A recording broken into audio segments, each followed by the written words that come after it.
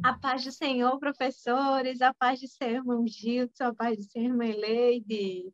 A paz do Senhor, Gil, a paz do Senhor, Gil. Boa noite, está tudo bem com vocês? A paz do Senhor, professoras, está tudo bem, graças a Deus.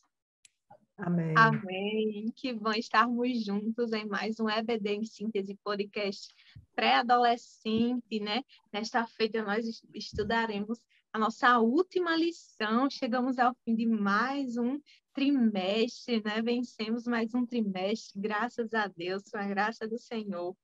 E a lição de número 13, né, tem por título A Igreja Preparada, né? O que significa ser uma igreja preparada? O que isso traz para a gente? Né? Nós podemos perguntar neste momento aos pré-adolescentes, né? O que vocês acham que significa estar preparado? Né? O que significa estar preparado? Como é que nós podemos nos preparar? Então, a gente pode abrir essa aula já fazendo essa pergunta aos alunos, né?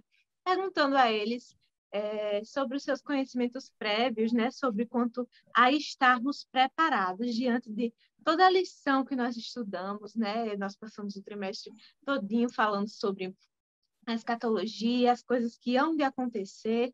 Como é que a gente se prepara para esses momentos em que a igreja vai viver, que a terra vai viver? Como é que a gente se prepara para isso? A gente pode iniciar a nossa aula perguntando aos pré-adolescentes sobre isso. E após, nós podemos iniciar com uma dinâmica, né, irmã Leide? Como Sim, seria? com toda certeza, né? Porque a dinâmica é sempre importante, né? Para os meninos, os pré-adolescentes amam. Tem uns que já entram na sala dizendo assim: tia, vai ter dinâmica hoje? Eles já entram já perguntando, porque esse momento da dinâmica é importante porque eles vão absorvendo, né, de forma prática aquilo que nós estamos ajudando, ensinando em nome de Jesus. Então, assim, uma dica, né, é que o professor ele prepare numa caixinha secreta, assim, num lugar bem reservadinho da sala, palavras-chave, né, como que façam referência a algum tipo de pecado, como inveja, mentira, vícios, né, principalmente nas redes sociais, que é um grande problema, fofoca, que é sempre um tema, né, bem fixo, né, em quase todas as aulas, né, quase toda aula tem sempre, tem uma fofoca aqui. Mas a gente tem, mesmo que a gente combata, sempre tem, né, nessa fase, é bem interessante isso. Mas também palavras boas, né? Amor, perdão, paciência, paz, né? No caso, né? Não só ser uma pessoa que tem paz, mas uma pessoa pacífica, aquela pessoa que está ali sempre pacificando as situações, o bom amigo, aquele que ajuda, é o ajudador. E aí, nessa ocasião, na hora da entrada da sala, esse aluno pode chegar lá no cantinho secreto, escolher três práticas, duas boas e uma prática também negativa, né? Duas práticas boas e uma negativa. Todos vão escolher da mesma forma, duas atitudes que são boas e uma atitude negativa. Essas palavras vão ficar em secreto com eles não vão revelar, porque é um momento de autorreflexão, né? É um momento em que eles vão se avaliar, eles vão avaliar o próprio comportamento e É qual é bom o... colocar em caixinhas distintas, né, irmã Leite, para Isso, poder isso, saber. Uma das isso. ruins e outra das boas. Exato. Então, aí eles podem, nesse momento, né, com essa introdução, né, da aula, em que o professor vai trazer esse compromisso, né, vai apresentar esse compromisso que nós devemos ter com a santidade, né, com a comunhão da igreja, para que a gente possa ouvir a trombeta soar, né, gente? A gente só vai ouvir a trombeta soar se de fato, né, estivermos assim caminhando em santificação, porque sem santificação ninguém verá a Deus, né? E apresentar para os alunos esta situação de que qualquer coisa pode tirar você, né, do reino do reino dos céus, porque a palavra diz o quê? Que os glutões ficarão de fora, Os mentirosos ficarão de fora, os efeminados ficarão de fora, né? Os ladrões, os assassinos, os idólatras. Então, todas essas atitudes, mesmo que você faça tudo de bom, mas se você tiver uma atitude negativa e essa atitude estiver relacionada com esses pecados, você vai ficar de fora. Então, é um momento de autorreflexão, né, para eles. E aí, a outra dinâmica eu conto no final, porque é uma atividade para o fim da classe, Eita, valeu o da suspense, lição, né, né? Porque hoje é um dia de festa, é o fim, e aí vai ter dinâmica, vai ter brincadeira, se quiser, assim, vai ter um lanche também, né? Você decora a sala bem bonita, com aquelas palavras que a gente já aprendeu durante todo o trimestre, né? Falando lá do amor do Senhor, da salvação, da paz, do perdão, essas coisas que nos levam para o céu. Amém. Que coisa boa, né, irmã Eleide? Amém, é E verdade.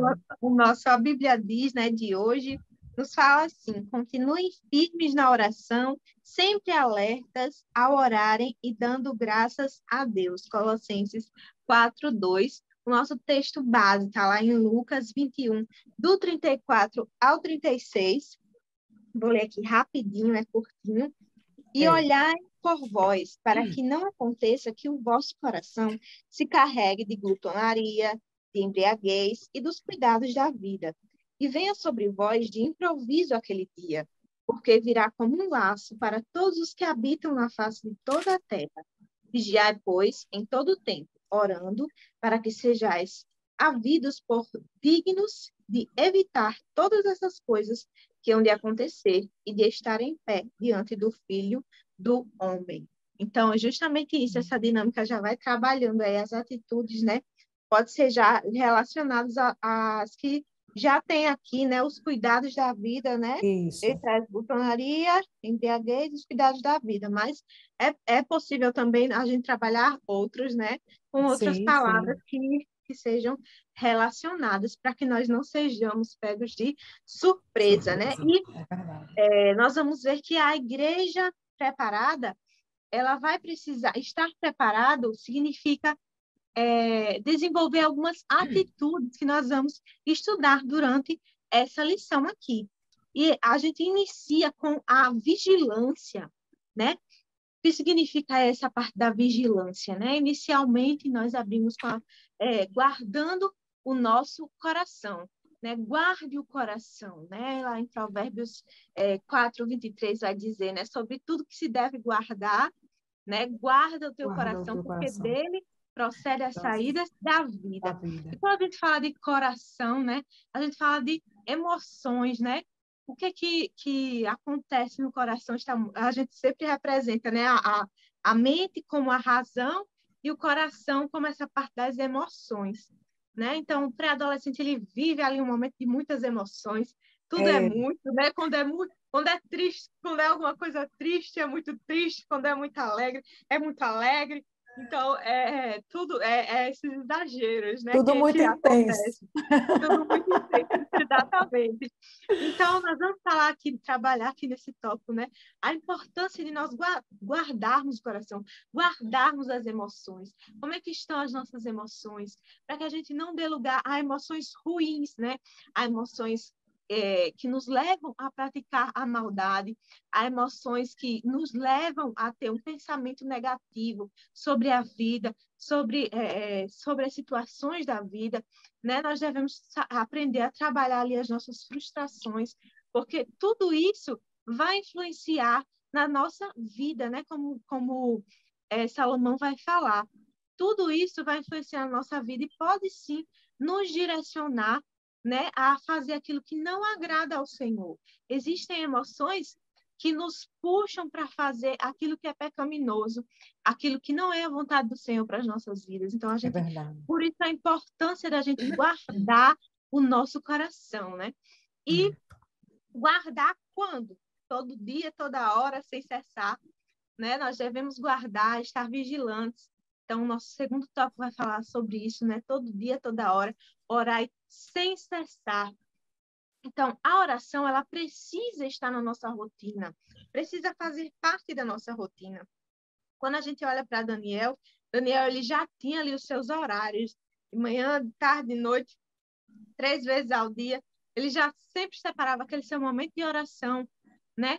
Então, precisa estar na nossa rotina a oração. Significa que em todos os momentos nós vamos nos ajoelhar para orar? Significa que em todos os momentos nós conseguiremos parar para orar? Não, mas que a gente pode orar em outros momentos. Se a gente está ali no ônibus ou se a gente está na escola, nós podemos falar com o Senhor, nosso pensamento. Então, a gente pode trazer isso para o pré-adolescente. Existe aquele momento que nós paramos, né, fazemos aquele devocional mais preparado, mais estruturado, mas existem momentos durante o dia que a gente pode falar com o Senhor somente no nosso pensamento. Então, é importante essa rotina de oração. Ela precisa ser algo natural. Por quê? Porque ninguém chama de amigo a quem não conhece, a quem não tem proximidade. Se eu chamo a irmã Helene de amigo, é porque nós já conversamos, nós já tivemos momentos juntos. Eu sei sobre a vida da irmã Helene, a irmã Helene sabe sobre a minha vida. Então, é isso que nos torna amigos. Ninguém vai chamar de amigo alguém que viu uma vez ou alguém que só vê uma vez perdida e não se dá tempo para conversar. Então, é importante trazer isso para o pré-adolescente. A gente chama de amigo a quem nós temos proximidade. Então, o Senhor, ele precisa ser o nosso amigo. Como é que a gente tem essa conversa? Como é que a gente tem essa proximidade? Através da oração. É através da oração que nós falamos com Deus. Então, por isso, a oração, ela deve estar presente, né? E existe esse alerta de vigilância para que nós oremos sem cessar. E, além disso, vigiarmos em todo o tempo, né? Vai dizer lá em Efésios, né? Que em todo o tempo nós estejamos em oração e súplica. Oração, a gente já trabalhou, né, nesse segundo tópico, e tem a súplica. O que é a súplica? O que vem a ser a súplica? A súplica, ela fala de algo mais intenso, uma instância e até um desespero, né? É uma busca maior, né? Diferente da oração, né? É algo mais intenso, é aquele desejo intenso. Então, nós precisamos estar sempre em oração e súplica, aquele desejo intenso de falar com o Senhor, de estar próximo ao Senhor, de ter ali o seu tempo com Deus. Em todo o tempo, nós podemos falar com o Senhor, né? Em todos os momentos da nossa vida, se a gente está na escola, se a gente está na igreja, se a gente está em casa, o Senhor, ele não se restringe ao lugar. É possível nós falarmos com o Senhor através da nossa mente, do nosso pensamento, entregando a Ele nossos anseios e já nos preparando, né? Nos tornando vigilantes nesse sentido. Porque quanto mais nós falamos com o Senhor, mais nós estamos o quê? Mais o nosso pensamento está nele. Então, quando nós falamos com o Senhor, significa que nós estamos pensando nele, nós estamos pensando sobre aquilo que a palavra nos diz. Então, é dessa forma que nós vamos nos tornando vigilantes. Então, nós precisamos trabalhar isso com os pré-adolescentes, essa importância, né? Porque a vigilância é isso, é estarmos sempre ali em contato com o Senhor, em contato com Deus, independente das situações. E tudo isso, né, é o que vai fazer a diferença entre a igreja nécia e a igreja prudente. Então, é isso que vai diferenciar, não é, Gilson? Isso mesmo, professora Giuliane. Isso mesmo. Porque, pelo que nós vemos na palavra de Deus, principalmente nos ensinos de Jesus, esses ensinos, os escatológicos, nós vemos que existem duas igrejas. Uma igreja preparada e outra despreparada. Uma prudente e outra nécia. E o que vai nos fazer estar na igreja prudente, preparada, é exatamente essa vigilância, essa vida de oração, de súplica constante, constante. Enquanto você falava, eu pensava aqui na diferença entre tempo devocional e vida devocional. Nós temos que ter as duas coisas.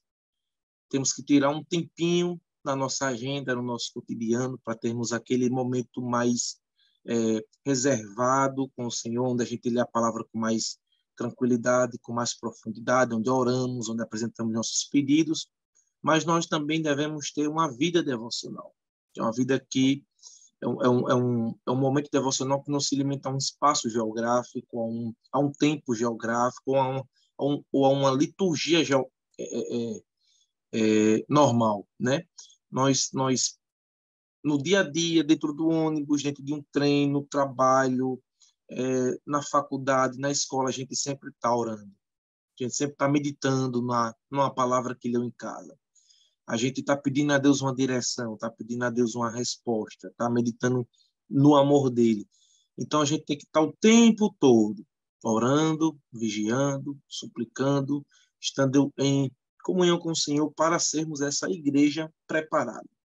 E Jesus, nos seus ensinos, ele sempre nos alertou sobre 2 grupos de pessoas que vão estar no mundo, toda a era da igreja, principalmente quando estiver bem pertinho da vinda de Jesus, que vão ser aqueles que vão estar preparados para subirem no arrebatamento e aqueles que vão estar dormindo e que vão ser pegos de surpresa. Sempre vai existir esses 2 grupos.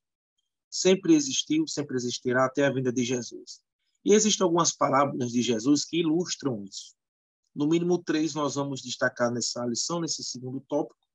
O primeiro exemplo é o dos 2 construtores, que Jesus conta essa parábola, que 2 homens constroem uma casa, todos eles enfrentam as mesmas dificuldades, vendaval, a ventania, as águas, todos passam pelas mesmas lutas, pelas mesmas provações, só que uma casa fica de pé, uma casa de um construtor fica de pé, a outra casa feita pelo outro construtor cai.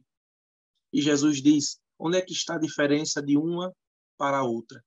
Está onde elas foram edificadas, onde elas foram construídas, onde elas foram firmadas. Um construtor fez a sua casa na rocha, o outro fez na areia. Eles passaram pelas mesmas lutas, pelas mesmas dificuldades, tiveram os mesmos imprevistos, só que o que fez a casa na rocha, a casa ficou firme.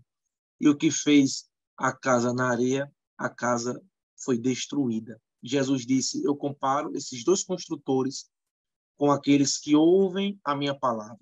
Uns ouvem e guardam e praticam. Outros só ouvem, entra no ouvido e sai no outro. Quem ouve e pratica, construi. Desculpa, Dilson. Aí a gente já vê que a primeira coisa, né, que a igreja prudente e a igreja néscia, ela não se diferencia pelas situações que elas vão viver, né? Isso mesmo. Tanto a néscia quanto a prudente, elas vão sofrer vendavais, vão sofrer aquela ventania, aquela chuva.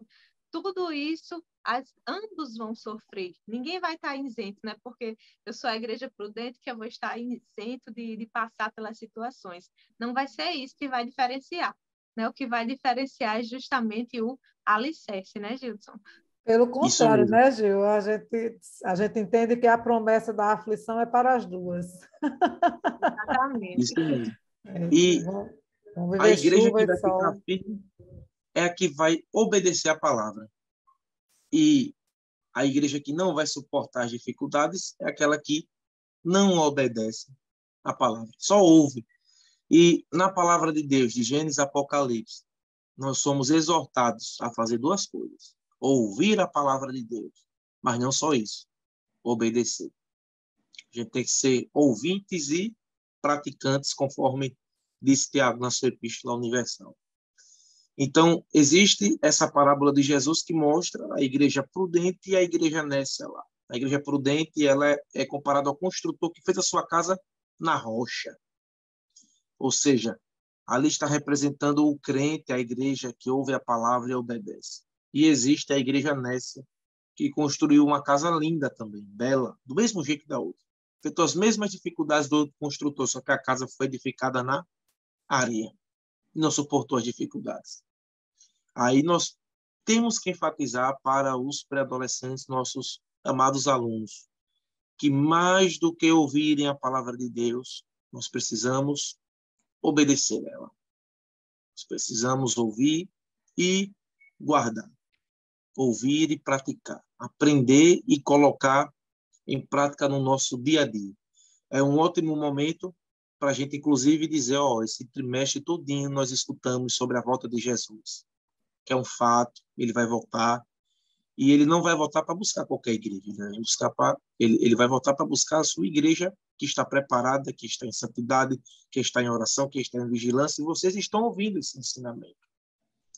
Então, vocês têm uma decisão a tomar diante de si. Vão ser como o primeiro construtor, que ouve e obedece, construi a casa sobre a rocha, ou vai ser como o segundo, que ouve, não pratica, que construiu a casa sobre a areia. Jesus também fala sobre os frutos das árvores, que a árvore boa, ela vai produzir um fruto bom, e a árvore má, ela vai produzir um fruto mau. E isso aqui é lógica. Isso aqui é lógica. Jesus se utilizou da lógica para dizer, uma árvore boa, ela nunca que vai gerar um fruto mau, e uma árvore má nunca que vai gerar um fruto bom. E pelos frutos a gente conhece quem é quem. Pelo fruto a gente sabe quem é quem. Então a igreja prudente, ela vai ter bons frutos, e a igreja nessa, ela vai ter maus frutos. E os frutos bons é a nossa vida de santidade, é o nosso arrependimento diário, é a nossa vida de serviço na igreja, o nosso amor para com Deus, para com o próximo, para com o povo do Senhor. E a gente não pode, de forma alguma, quebrar ou passar por cima dessa lógica. Não existe um crente que está preparado, um crente prudente que faz obras más. Como também a gente não pode dizer que uma pessoa ela é má, só que ela tem bons frutos. Às vezes a gente confunde muitas coisas, né? Às vezes a gente olha para um irmão que tem bons frutos e por algum falatório, por alguma coisa que nem procede, a gente diz que ele não é um cristão sábio, um cristão prudente, mas os frutos dele mostram que ele é um cristão genuíno. Porque a questão do coração, só quem vê é Deus. Só quem consegue julgar as motivações dos corações é o Senhor. O que ele disse a Samuel em relação a Davi e a seus irmãos. Você vê a aparência, mas eu vejo o coração. É por isso que Jesus disse que a gente vai julgar a qualidade da árvore, a qualidade do crente, pelos seus frutos. Frutos bons, crente bom.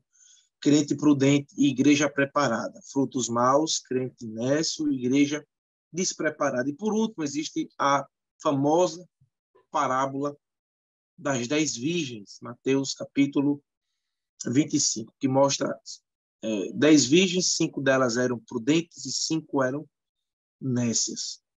E todas elas, como os construtores, passaram pelas mesmas situações.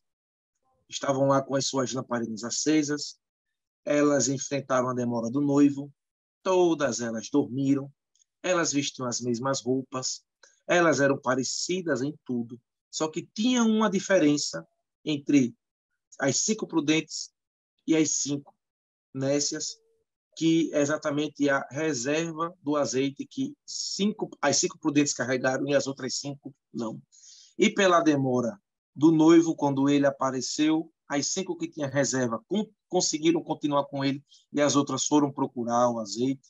Pediram até as prudentes, mas as prudentes disseram que ele não podia dar porque elas tinham conseguido para elas, e quando elas voltaram, a porta já estava fechada e elas ficaram de fora. O que nos mostra a seriedade desse assunto. Não vai ter como a gente mudar ou se preparar na hora do arrebatamento. A igreja tem que estar preparada agora. A igreja precisa de reserva agora.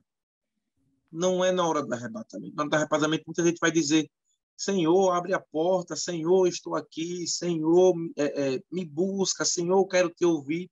Só que teve uma vida inteira para se preparar e não se preparou. Fez como o primeiro construtor lá, o construtor que construiu, fez a casa sobre a areia. Ouviu a palavra, mas não praticou. Olha a seriedade desse assunto. Então, Jesus se utilizou desses exemplos para dizer: quando eu voltar, como em toda a história da igreja, sempre vai haver 2 povos que parecem ser um só. No cotidiano, parecem ser um só. Estão nos mesmos cultos, participam da mesma liturgia, estão nos mesmos eventos, vestem as mesmas camisas, vestem as mesmas roupas, cantam os mesmos hinos, mas uns estão preparados, a igreja prudente, e outros estão despreparados, a igreja nécia. E para a gente ser igreja prudente, a gente precisa orar, vigiar, suplicar, obedecer a palavra. Resumindo, o nosso coração precisa estar no Salvador. E assim, quando Jesus voltar, nós vamos fazer parte daquele grande e numeroso povo que vai ouvir o soar da trombeta, como a irmã Leite falou no início, e vamos estar com ele para todo sempre. Amém. Ouvindo aqui Gilson falar, assim, é uma lição muito séria, né? Estamos concluindo o trimestre, tivemos todo um tempo de preparação, de ensino, de absorção de materiais, de conteúdos, e agora temos todas as ferramentas para tomar atitudes, né? É uma lição bastante reflexiva, que vai nos instigar, né? Essa lição ela nos instiga a tomar atitudes. Desde o começo da lição, né? Sempre nós estamos falando de atitudes de vigilância, atitudes de prudência, atitudes de zelo, né? Atitudes de comportamento coletivo. E aí é um momento assim bem interessante para, de uma forma muito prática, a gente falar com os nossos alunos acerca da inteligência emocional, né? Porque cuidar do coração é isso, é ser inteligente emocionalmente, é tratar com zelo o outro, mas também tratar com zelo a si mesmo, né? O seu coração, para que ali não se aloje uma raiz de amargura, para que ali o perdão não esteja distante, para que a inveja não tome conta, para que a mentira não se aposse da nossa alma, e ali a gente possa, né, crescer espiritualmente. Gilson estava falando sobre esses 3 momentos, eu estava aqui pensando, né, sobre essas questões, como cada parábola dessa tem uma importância na nossa vida, porque ele vai falar aqui de um momento, de uma responsabilidade coletiva, né? Uma responsabilidade coletiva com a casa, porque na casa não mora só um, né? E quando estamos falando de casa, estamos falando de família também, né? Como estamos construindo a nossa casa, a nossa família, a nossa responsabilidade com o outro e a nossa responsabilidade consigo mesmo. A mesma coisa que a gente vem, né, trabalhando desde o começo, porque a igreja preparada, né, a igreja, nós temos a igreja ela se apresenta para nós em 2 aspectos, que é a igreja individual, que sou eu, e a igreja, o corpo de Cristo. Né? E eu preciso estar inserida dentro deste corpo, eu preciso ser pertencente desse corpo. E para ser pertencente desse corpo, eu preciso estar em comunhão com a minha igreja, e eu preciso estar com a igreja, com o corpo de Cristo, preciso estar, né? Eu preciso me responsabilizar por esta santidade. É o zelo, é o comportamento, é o trabalho, é a obra que a gente oferece, né? As nossas mãos, que oferecemos todos os dias na casa do Senhor, para trabalhar pelo crescimento desse reino. É a nossa responsabilidade coletiva e individual acerca da salvação. Não temos responsabilidade, não temos o poder de salvar ninguém, né? Mas somos, sim, responsáveis também, né? Corresponsáveis, né? Com a comunhão do nosso irmão conosco, né? Vamos dar continuidade aqui, né? É um momento de festa, é um momento em que o Senhor vai se fazer presente, eu tenho certeza, na sua aula, porque é um momento de trabalhar a singularidade da coisa. Né? Ele estava falando aqui sobre a parábola das árvores boas e más, né? Sobre essa passagem, e eu estava lembrando, Gilson, eu tinha uma casa em Barra do Macharanguape, e lá tinha um cajueiro enorme. Era muito grande, era uma coisa assim, gigante. A copa do cajueiro era enorme, era gigantesca, ocupava assim, um terreno de 15 metros quadrados, era uma coisa bem, bem, bem gigantesca. E O interessante desse cajueiro é que, apesar dele ser enorme, ele dava uns cajuzinhos assim, bem pequenininho e tudo doente. Era interessante demais. Primeiro, quando a gente chegou lá, a primeira safra que deu de caju, quando a gente estava lá, os caju eram bem pequenininhos e todos doentes. Apesar de que ele era docinho, mas ele era todo feinho por fora, né? Ele era aquele caju feio. E aí, o que foi que a gente fez? Eu não queria me derrubar o cajueiro, porque eu achava ele muito lindo, né? E era importante a sombra dele. E aí, o que foi que a gente fez? A gente podou o cajueiro. Nós podamos ele, deixamos ele bem aparadinho. Quando foi no ano seguinte, esse cajueiro deu um fruto maravilhoso. Tanto o caju era grande, como era bonito, como era doce. O doce desse caju, então, menino, era uma maravilha, fez um sucesso tremendo. Mas o que eu quero dizer, né, com essa reflexão é que, assim, nós temos aqui duas situações, né? Duas situações que, chegando o dia da tragédia, não tem jeito, né? Que é o dia da casa que pode ser derrubada e o dia em que a pessoa pode ser surpreendida com a vinda do cordeiro, do noivo, mas também temos uma situação aqui em que tem jeito, mas que é a questão da árvore, né? O fruto, nós conhecemos a árvore pelo fruto, né? Se ele dá um fruto bom, então a árvore é boa. Se dá um fruto ruim, a árvore é má. Mas muitas vezes o que essa árvore está precisando é só de um pequeno tratamento.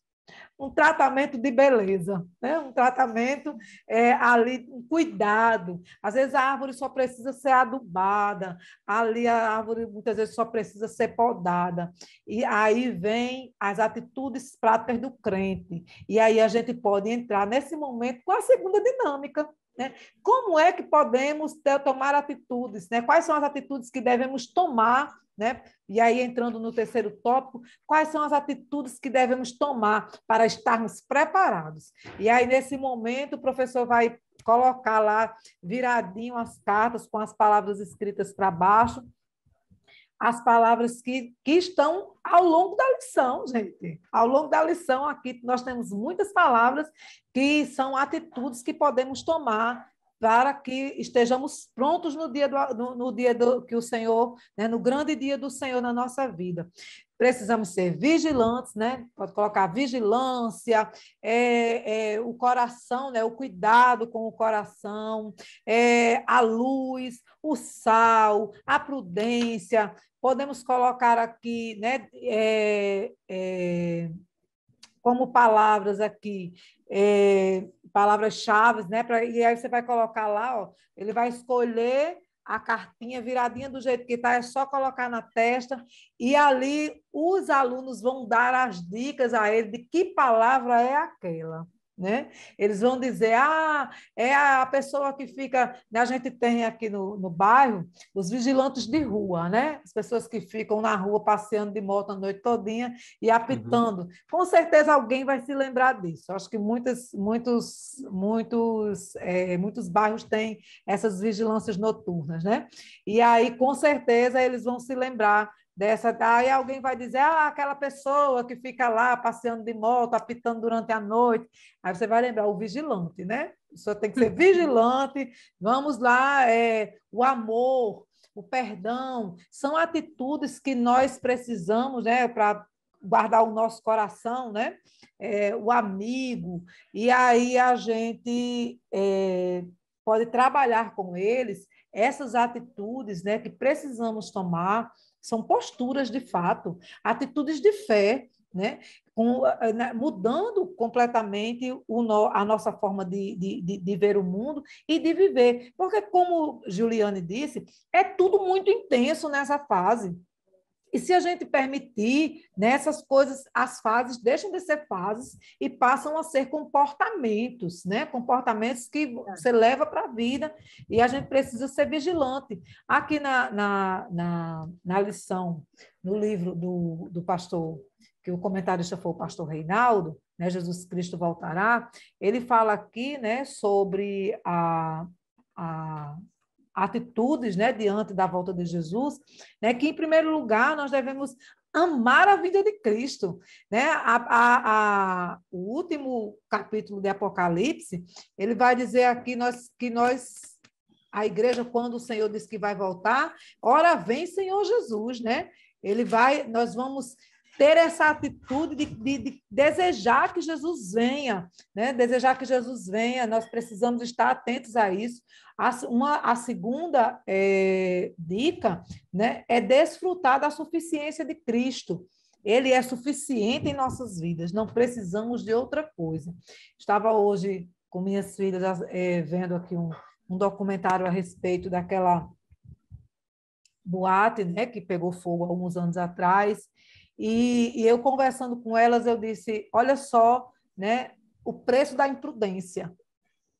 Quantas pessoas, quantas vezes aquele mesmo estabelecimento foi fechado por causa de muitos problemas que havia naquele lugar, né? Mas mesmo assim, por uma noite de diversão, muitos perderam a vida e talvez até a salvação, né? Porque estavam no lugar errado, na hora errada. A imprudência, muitos rebeldes, muitos saíram de casa sem falar com os pais, muitos saíram de casa em busca apenas de uma noite de loucura, e aí não existia, né, a suficiência de Cristo na vida dessas pessoas. E a terceira atitude é viver debaixo, né, da graça. Só existe um jeito de esperar Cristo para hoje, e esse é vivendo debaixo da graça. Sem a graça do Senhor sobre as nossas vidas, nós não podemos esperar Cristo para hoje, porque só Ele, porque pecando, nós temos nele um advogado fiel que intercede por nós, né? Porque João disse que se a gente diz que não peca, a gente já está pecando, mas se acaso pecarmos, ele é fiel e justo, ele sabe que nós somos pó, né? E aí, esperando Jesus para hoje, e manter, né, fazer desse evangelho, essa disciplina que Gilson estava falando, o nosso estilo de vida, né? O cristianismo não é uma coisa assim, que você vai para a igreja, faz aquela oração, faz aquela leitura, e aí você volta para casa como se nada tivesse acontecido e vai viver a sua vida de outra forma. Você vive uma coisa na igreja, né? E vem para casa viver outra coisa. O cristianismo não é uma alegria que você senta lá fora, na igreja, no momento de culto, depois você volta para casa com a mala cheia de tristeza, não. O cristianismo é um estilo de vida, é uma mudança. O evangelho é boas novas, é novidade, é coisa boa, né? Novidade, boas novas, está dizendo, boas novas, é uma novidade boa, né? Não pode ser uma novidade ruim. Então, tem que ser realmente um estilo de vida, é aprender com Deus, é aprender a estar com Deus, é aprender sobre Deus, e aprender que tudo é dele, por ele e para ele. Estamos aqui por ele e para ele, né? É conversar com Deus o tempo todo, é a oração, né? Pode ser uma das palavras-chave lá na hora da dinâmica. As crianças vão adorar, gente, porque eles gostam realmente, e essas pequenas coisas que a gente faz na sala de aula, para eles são extremamente significativas e fazem, de fato, a diferença na vida deles.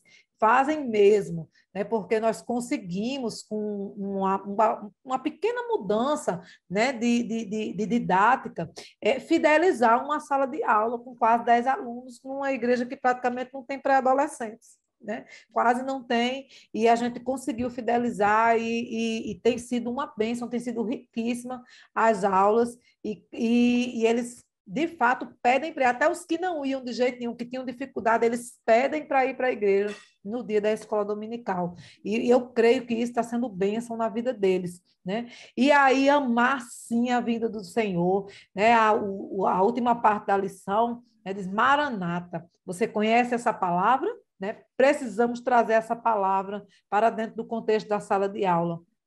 Precisamos nos esforçar para glorificar a Deus e despertar naqueles que convivem conosco o desejo de servi-lo, pois ele entregou seu Filho por nós e em breve nos levará para junto de si.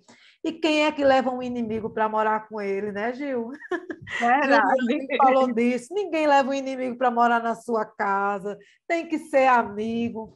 tem que ser companheiro, tem que estar ali juntinho, né? Essa resposta que a igreja, né, que dá ao Senhor na hora que ele diz, olha, esse que vou já. E a igreja diz Maranata. A noiva diz Maranata. Ora vem, Senhor Jesus. É um momento de intimidade. É um momento de fidelidade, é um momento de desejo, né? Eu acredito que Juliana, se sair, passar algum dia fora, né, de casa, ela sente saudade do seu esposo, ela quer estar, ela quer voltar logo, assim também o esposo dela, quando sai de casa, quer voltar logo para casa, para ficar com a esposa, né, que está aí merecendo tantos cuidados. Do mesmo jeito, na minha casa, Gilson também, que é casado, vai, quando viaja que está fora, um dia, 2 dias, eu já passei uma semana, 10 dias longe do meu esposo, é aquela agonia, a gente tem aquele desejo de estar em casa, de chegar, né? Mas sempre anelando pelo momento de estar junto. Assim deve ser a igreja do Senhor. E cuidando para que nada atrapalhe essa intimidade. Amém? Amém, Amém. verdade, irmã Leide. Não é que esse Maranata, né, a gente só pode dizer, ora vem, Senhor Jesus, se nós estivermos preparados, É né? verdade. Não vai dizer, ora, quem não está preparado fica, Senhor, espero só mais um pouquinho para me preparar, né? Então, É. para a gente dizer Maranata, a gente precisa estar preparado. Então, estejamos vigilantes nessa lição. Ela é muito rica e ela detalha muito bem atitudes práticas para o pré-adolescente de como estar preparado, né? Nós vemos aí, pelo menos nessas 3 parábolas, né? Ela fala muito bem. A primeira, os 2 construtores, que fala sobre a importância de estarmos alicerçados na palavra, de termos uma prática na palavra. A das árvores boas e mais, né, que fala sobre atitudes. Não basta apenas ler a palavra, nós precisamos também desenvolver ações que demonstrem Cristo. Como é que eu me digo igreja de Cristo e eu faço mal para o meu próximo, eu desejo mal para o meu irmão, as minhas atitudes não glorificam a Deus. Então, isso faz parte de uma igreja preparada. E, por último, né, a da Nécia e as virgens nécias e prudentes, né, que fala essa necessidade de ter o azeite, o que seria esse azeite, né? Alguns pastores retratam, né, como a oração, a importância da oração, outros como a importância do Espírito Santo em nossas vidas. Então, tudo isso, né, é um conjunto, né, que nós devemos buscar para sermos igreja prudente, que nós venhamos deixar bem claro para os pré-adolescentes, né, essas ações, essas atitudes que nós devemos desenvolver de uma prática, né, como a irmã Eleire bem trouxe aqui, o cristianismo, essa preparação como estilo de vida, né? Nós não estamos ali na igreja só por um momento, como alguns, né, sentem, eu vou para a igreja para sentir aquela alegria, para sentir aquela emoção. Eu vou para a igreja porque lá, quando eu chego lá, eu choro e aí eu saio mais alegre, eu saio mais aliviada. Não, não é esse o nosso objetivo, né? O nosso objetivo é que todos os nossos dias sejam culto ao Senhor. Não é apenas o domingo que é culto ao Senhor, não é apenas a terça que é culto ao Senhor, não é apenas a quinta que é culto ao Senhor. Todos os Verdade. dias da nossa vida precisam ser de culto ao Senhor, como o Gilson bem falou, né? De devocional ao Senhor, né? Uma vida devota ao Senhor. Então, nós precisamos, né, estar cada dia mais perto, porque o Senhor, ele está voltando. Essa lição, ela detalhou muito bem para a gente. De repente, agora no final, você, professor, pode dar aquela retomada, né, da sequência dos fatos que nós estudamos, como é que vai acontecer, né? E para fazer esse fechamento, né, da importância de estarmos preparados, porque o que há de vir, virá, né? Então, Não tardará. nós precisamos estar prontos, né? E estar enquadrada dentro do nosso título da lição, a igreja preparada. Né? Jamais a igreja, né? Jamais a igreja despreparada. Então, que É nós verdade. tenhamos, tenhamos uma lição abençoada, né? Eu desejo a você um final de trimestre muito agradável e feliz, né? A irmã Elê trouxe aqui dinâmicas muito interessantes que com certeza vão te ajudar muito aí na sua aula a dinamizar, a finalizar esse trimestre, já aí deixando aquele gostinho de quero mais para o próximo, né? Então, Verdade. que o Senhor vos abençoe e a paz do Senhor, queridas. Até o próximo. Amém. Até o próximo Pai do trimestre, em Senhor, até o nome de próximo Jesus. trimestre. Pai do Foi um Senhor. prazer mais uma vez.